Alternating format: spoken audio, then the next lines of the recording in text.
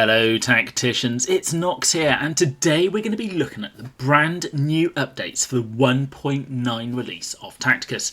It should be in your stores. I have literally just updated mine, but before we get to that, I would like to say a quick thank you to Kapokic, Potato42, Cronin Da Cunnin, Chocolate Mousse and Azrael for using my friend code. As with everyone else I've said thank you to, thank you very much for using my friend code, and if any of you find these videos helpful, I'd highly encourage you to do the same for myself or any of the other content creators that you enjoy. But now, let's have a look at the updates.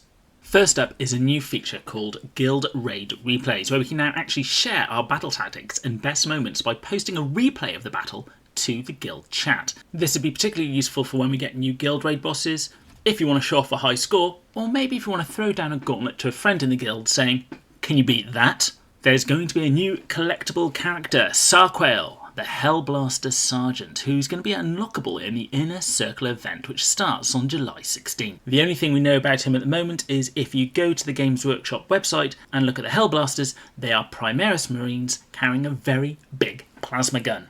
But more about him when I find out more closer to the time. We've also got the upcoming Legendary event for Orn Shi, which is in the second of the 3 Philosophies of War, which will start on August 6th. We've got a couple of upcoming quests. We've got Cut's quest on the 12th, we've got Arjak's quest on the 26th, and we've got Isabella's quest on August 16th. Then we have the new Mirror Elite Indomitus battles. This is going to require your Necrons, and, as we'll see later, Necrons have received a little bit of love. The Battle Pass itself will be for Show Sill, and that will start on July the 9th and will run for 5 weeks up until August 12th. There have been 10 new sectors added for Onslaught for each faction, and the tournament arena returns on July 20th and August 3rd. Now, from the calendar that they posted, it is a Conquest tournament on the 20th, the one where you get the 5 you choose, and then the Draft tournament again on the 3rd. So it looks like they're now going to start to alternate between the two.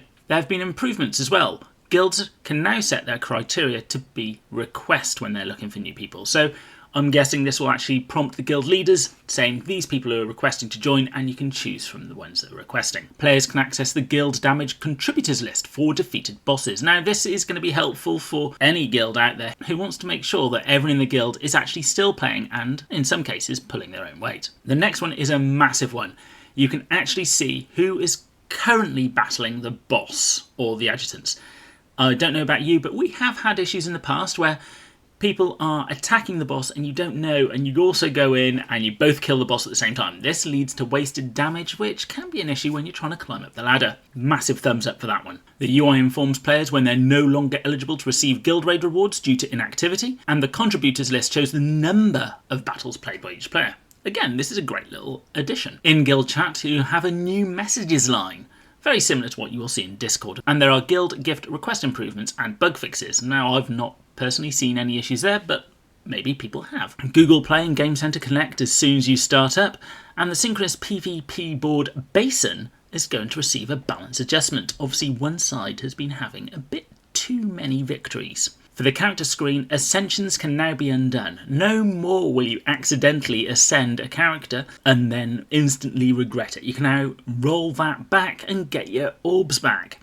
I'm not sure how long that window will be for, but presuming that you're still on the window, you will be able to roll it back immediately. Items can now always be ascended, even if they are equipped by a character and they only have one item they can ascend to. There's a where to find improvements. So the active missions, including the event missions and battle pass missions, are now also shown in where to find. So if you're trying to find a particular item, if there's an event on which allows the collection of that item, it will show you there as well. The linear hero event rewards, hero release event rewards and tournament arena event rewards are also included in this where to find. There are a number of animation improvements across the board, and there are other improvements. Tooltips which show a grid of units now stop growing after 4 rows and become scrollable instead.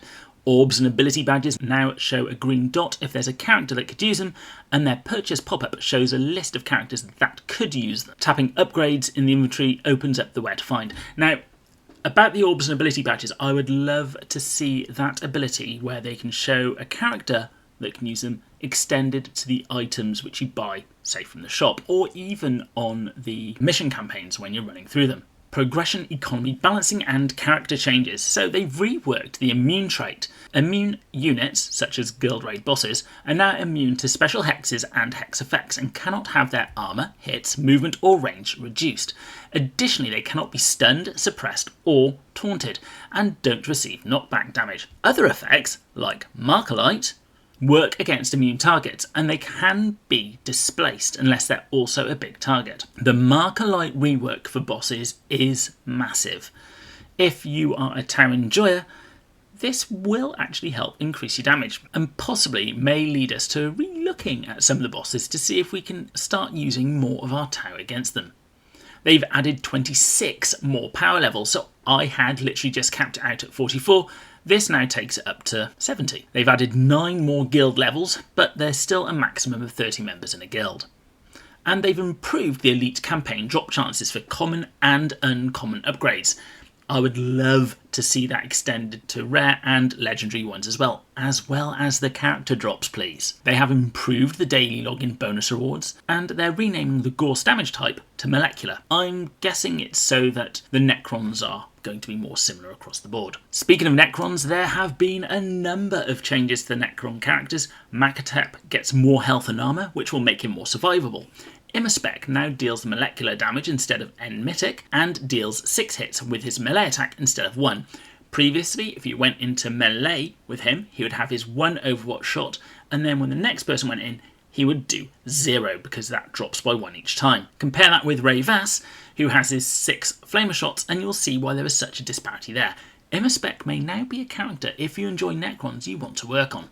And he has also had his health and armour improved. Thutmose now has a flying trait and deals 2 hits with his melee attack instead of 1, and has also received a health bonus. And Darkstrider has also received a buff. He has also had his health increased and also has the suppressive fire trait. He might be worth revisiting to see if he can be more useful now. In the guild shop, they have unfortunately removed the coin deals. Now, I didn't buy them very frequently, but it was something I used to get from time to time. But in the salvage run, they have improved the pods and strongboxes to drop up to 70% more coins. The increase is higher the higher level of the object. Now, it's yet to be seen if this will offset the removal of the coin deals. In the Departmental Monitorium, they've added offers for the missing factions, and offers are now better tailored to the player's collection, so I'm guessing they're going to offer you the ones that you haven't got or quite close to getting to the next rarity level. And then we have the additional notes. They've made another attempt to fix the battle pass rewards piling up on the bottom left of the screen. Now, this isn't something that I've actually seen, so if it's working for you, great. It was also possible to have a slightly better unit in capped gameplay modes if you only applied 5 out of the 6 upgrades for the final allowed rank of that rarity, compared with units that have higher upgrade rank and thus capped. And while they were slightly impressed at the willingness not to upgrade a character in return for a minor tournament advantage, it should now be fixed, so there's no longer a way of getting that slight advantage over other people. What counts as an attack for revoltingly resilient, draw fire, boss adjutant and prophet of Gork and Mork, as well as crit hits, has been adjusted so that some abilities that would previously count as several attacks now only count as 1. I'm presuming this is on characters such as Rayvas and all of the Black Legion, where they can get those additional hits which would have been triggering it sooner rather than later. And unfortunately they're holding off on the releasing of battles 46 to 75 for the Samhain campaign, where we would be able to get the last 2,000 suns for a bit longer. But they do intend to release them with a small standalone patch before the next big update, so we're looking at that sometime this month. Now, this is a fantastic update, and I certainly hope there are going to be more like this to come. Necron players should certainly be very happy for the increased armour and health almost across the board of all your characters. And so, it does prove that the devs are listening when certain characters are not being used, or even certain factions are not being used. They do want everyone to be viable. As such, always make sure you let the devs know in a constructive way about how someone should be improved or have their power reduced slightly. So let me know what you think of these patch notes. Are you happy with them? Is there anything that they have possibly missed? As always, leave your messages in the comments below. Don't forget to like and subscribe, and I'll be seeing you on the battlefield.